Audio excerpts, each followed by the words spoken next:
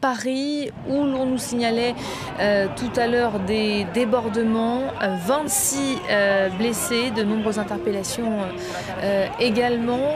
On fait le point en images avec notre envoyée spéciale Karina Chabour.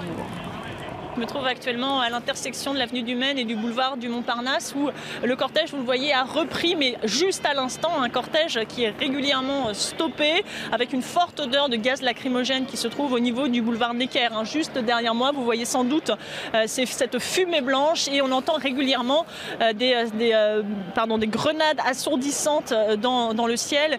Et effectivement, ici, il y a quelques minutes, on a assisté à des heurts, à des échauffourées. De l'autre côté de la rue, il y a un magasin où on voit bien les vitres brisées et j'ai moi-même vu une personne très sévèrement blessée au crâne entrer dans une ambulance qui se trouve juste à ma droite, à avenue du Maine.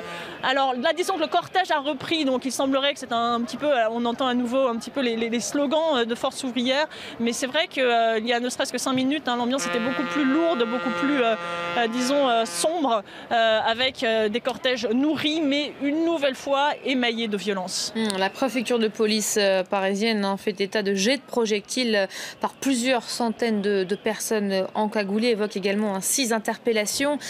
Karina, un mot peut-être de l'enjeu de cette journée, de ce bras de fer qui se joue entre les syndicats opposants à la réforme du travail et le gouvernement.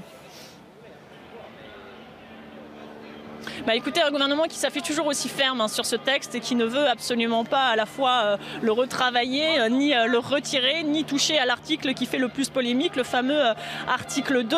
Et puis une CGT qui désormais ne réclame plus le retrait pur et simple du texte, mais simplement de certains articles, dont l'article 2. Donc autrement dit, on reste dans une impasse. Et pourtant, le secrétaire général Philippe Martinez, qui rencontrera la ministre du Travail à la fin de la semaine, avec peut-être la volonté de chaque côté de trouver une porte de sortie honorable sur ce texte.